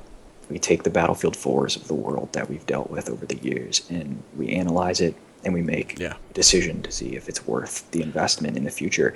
Now, in my opinion, it's not. I'm not going to buy Battlefront right away, most likely, if it continues down the path it's currently on. If E3 changes it, my decision may change. But as it stands right now, DICE titles are not a pre-order for me, because they've lost a lot of my faith in them, and I've been with them since Battlefield 1942, and nothing holds to that. I mean, how do you go from something that was so quality? There's going to be glitches at launch. I get that. But when a game is released and it's unplayable, and when you're someone like us who've been around the block, we've played hundreds, if not thousands, of games over the course of our lifetime. Yep. We know the good from the bad. We know what to expect to an extent. But in the chaos that is the gaming industry these days, you need to hold on to your money. You need to spend it wisely, and you need to be careful, especially when you're a PC gamer. There's too many games. Way too many games now to just throw your money around. And you're not going to buy them all. Average guys, unless you're filthy rich. Millionaire, billionaire, whatever. Not even that. But this same stuff even falls for consoles. Like, we go out and we buy our PlayStation 4s, our Wii U's, and our Xbox Ones right away. And I for one am disappointed with at least two of them, mainly one of them. But User it is error. what it is. Whether it's user error or not. I mean, that's true. We don't know how these completely things are going to fully operate until we actually get them in our homes. So you get your hands on them, exactly. People just get don't know. wrapped up in hype. Right, now, for instance, I'll say, like, my Xbox One works. The voice commands seem to work very well here in my home. But now my father-in-law, who happens to have an Xbox One in his home, the voice commands are horrible. They barely ever work. And that's because in the room that it's in, it has a little bit of an echo, and that echo really throws it off. It's not his fault. It's not the system's fault. It's not the maker's fault. It's just how that system reacts. Yeah. That's the way it is. That's true. And there's a key term that's thrown around a lot these days. I'm sure you both are very familiar with it. Beta testing is the new craze. Everybody says it's got to be beta tested, otherwise it's going to be garbage when it comes out. I'm sorry, guys. I've beta tested a lot of games, and they're still garbage a lot of times when they come out. I beta tested Battlefield 3, and it was great in the beta. Guess what? Final version, garbage. Same with Battlefield 4. You mean Betafield? Well, hey, you can't even say that, because Battlefield 4's beta was great. It felt perfect. But I'm not going to question it anymore, because I don't feel that beta testing really does a whole lot of good in certain situations, because I feel like you have a limited market during a beta test. There's only so many people. It's not exactly a stress test per se. So your end experience is probably going to be a little bit, if not very different from what you've experienced in your pre-final release. Well, for instance, I'll agree with that. I was invited to the alpha of Rainbow Six Siege. I played. I just want to play it. So I played it. I actually enjoyed the alpha, but it is an alpha. I went into it knowing it is alpha. It is not even near beta standpoint. There's glitches, there's bugs, and the shotgun doesn't work. So, but that's the thing. It's an alpha. And then they sent me a 20-minute long survey, and questionnaire Whoa. about the game. That's cool, actually. Yeah, I actually never like had that. I never I had like that, that. but that's the reason. I was a select few, I believe a few hundred people, or maybe a few thousand people that actually got to play this game. So it's not like the betas.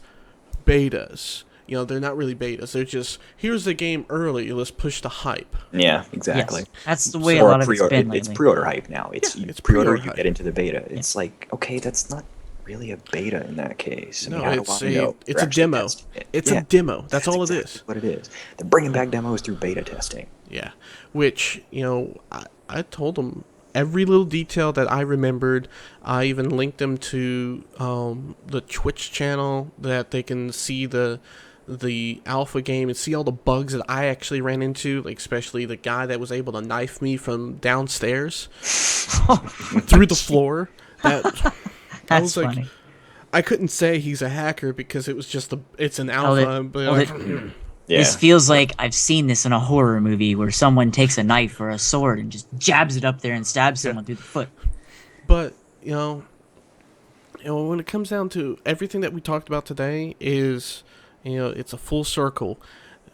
Take your time, do your research, and yes, some delays and in pushbacks for games are worth it, and it's worth waiting for a game. And I have a really strong feeling that the game that's coming out soon, Witcher 3, The Wild Hunt, is going to be a prime example of why games should be delayed. Yeah, I'm confident I in agree with its launch of perfection. Yeah, I really am. I am too. I'm A confident lot, with it. a lot of that stems behind, the past of the development team. Yeah. They've done the same thing with their previous games, and each and every time it's worked out. So I've got confidence. They have my confidence. Well, Right. I do want to add one small thing. It's very short. okay. For people, and this was a very short while on Steam, all those alphas that were coming out for a while, Early like Daisy and access. everything. These early access alphas, first off, I want to say, for those of you who are buying into them and are like, oh, this game's horrible. It's horrible because it's an alpha. Please keep that in mind. It's an alpha. H1Z1, prime example. And even when it's in beta, it's still a beta. There's still bugs to find. However, I don't agree with these companies allowing so many people to buy into their game now for an alpha just to play it. They're basically telling people, this is our game. And you've given these people that don't know much about alphas and betas the idea that this is how your game is going to be. And they may not buy a game from you again. Well, the average consumer does not understand that you're not buying the game as it is. They don't understand that you're buying into that, helping develop the game. Right. And that's what a lot of people don't know either and understand. When you're in this, you should be responding, saying this is broke, that is broke. Hey, I found this. Yeah. And when you don't say something, that you might have been that one person that didn't say something, and you might have been the only person that found it, and nobody else has said anything. Yeah. And you're at fault at that point for not saying what was wrong, so that when it happens and the game is live, you're the reason everybody got held up for something that could have been massive. Well, one alpha that I would love to be in to help them make the game better and better is Dreadnought. If you guys have not seen the gameplay, The game looks good. I've seen it. It looks you guys haven't got to play it because the only time you could really play it is at PAX. And when I went to PAX South, I got to play it, and I drooled a little while I was playing it. I was just The like, game looks very it was good, amazing, and it sounds good. It has the sounds, it has the looks, it has the gameplay. It actually works. And it's an alpha. It works, and it's alpha. Okay? It makes games that are coming out already, AAA titles, it makes this alpha look AAA compared to other games that are coming out. And, that's just one thing that I personally think, through all that we've been talking about is it just takes time to find out what you want, find out if it's worth it, and it just have to wait and don't spend your money. The prime example is that one space flight game that's coming out. Yeah, don't be. There's that one that's been funded. How much money at this point? Oh, I know which one you're talking about. Not Elite Dangerous. Star Citizen. Star Citizen. People, please, hundreds, thousands of dollars. Slow down on donating. This game is so overhyped from how many people have donated. I can't even imagine how they're going to make this game any better than it's already sounded. And that scares me. That actually scares me for all of you who have donated this money. I could be wrong, but they've got the money. Why do I need to donate any more at this point? Well, let's be honest. I don't want to say anything about it because I didn't do any research. I just saw screenshots and gameplay footage of early footage. Yes, and there's still not much out there. I don't want to even put any input into this because it could be the thing for those people that like the space sims. Oh or yes. whatever. Well, see, that's why I'm worried too. Is I am into those games. I love those games. They've been gone for too long. To be fair. Yeah. Agreed. And I'm glad right I have Elite Dangerous. It's out. I have it. And there's some things that I'd like to see them fix in that too. But you haven't played it since they fixed all the. It's very confusing. Like when you jump in the game, they should be. Now there is some explanations, and my friends kind of make jokes at me about it. But in all fairness, I need to know how to go into hyperspace. I need to know how to get to where I'm going. I'm playing on a keyboard. Last time I played a space flight sim, I had a joystick. I had a controller, and even if I use a controller in this game, it's still not everything that you can do. Exactly. You still can do things in the keyboard as well, and you've got to explain very well. But to wrap this up, do your research before you buy games. Do your research before you buy a PC, a console system, whatever it may be. Yeah. Well, we are wrapping it up. This is our first episode that we officially done. To my right is MegaZero. You can find him. You can find him at the MegaZero on Twitch. I am LifeFilter. You can find me on not Twitch, Twitter. Twitter. Yeah, you can find him on Twitter, the MegaZero. You can find me on Twitter as the LifeFilter, because this guy already took my name. And I want to mention, everybody, I'm always listening. Yes, we So, are. I see every ad that I receive, and I accept you all. And I'm being added. I got another ad yesterday, so and I'm listening, answer questions and anything. Exactly. And stuff that can even be put into the next podcast as well. And Caprica, what's your Twitch channel? That's Caprica84. Caprica84, and what do you have a Twitter account that you use, or you're not on the Twitter space? I'm not using it right now, but I'm probably going to start picking up on that, which the same handle, Caprica84, once I pick that up. Nice. Well, we also have our the MegaZone YouTube channel. You can see some of our past playthroughs, unboxings, and things like that. The link is actually down below on the panel section of this Twitch channel. You can just hit the MegaZone picture. It'll take you directly to our YouTube channel. Subscribe to us there. Get some, every time you see anything that pops up, it's new gameplay footage that we have, either from Twitch or from our, console games or LifeFilter's Game On show. Yeah. And I do want to mention, yes, Mega Monday's been gone for a while, but it will be coming back. Obviously, you can tell from the podcast we've been upgrading a lot of stuff, and I've been upgrading my gameplays as well. And I've been working pretty hard while I've been gone to introduce a new game. I will not mention it yet. I'm in the middle of getting ready to record now. So if you're following me on Twitter or you're listening to us through podcasts, you're going to get updates and you're going to know when it's coming. And obviously, being named Mega Monday, it'll drop on a Monday. So Hopefully. yeah, hopefully. Man, it's been gone for a while. I'm pretty excited to get this one done. And I'm pretty excited to see what all of you think. And don't forget to please comment on this stuff, because Yes. if there's a We specific need your game, comments. if there's a specific game you want, you need to comment. So, Life Filter can do it, or Life Filter and I can do it on his Game On show, or even if it's something that I need to do, I can do it on Mega Monday. Yeah. So, like I said, Twitter, comment down below, and on either our videos or even the podcast. Yeah. So, and if there's a question you have or something that you think could fit into our next podcast show, please put it in there. Yeah. You never know. Like I said, we like to listen to our fans and people who like to watch the show, and we want to interact with you.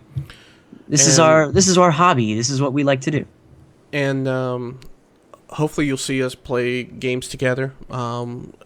That's coming. Yes, that's definitely coming. It's coming. Especially some Killing Floor 2. Yes. Mm-hmm. Yes. Yeah, me and Life just started playing, and I have to say that game, whew, it's a lot of fun.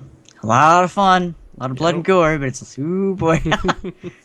It's good. It's and good. some GTA Online. Yes. Yes, that's coming very soon as well, with a lot of people that we play on TeamSpeak. So those of you who I'm referring to, they know we're gonna be streaming these and having videos. Yeah. Yes, All there's right, gonna guys. be a lot of us roaming around. So watch out for those of you who happen to run into us. We're gonna get you.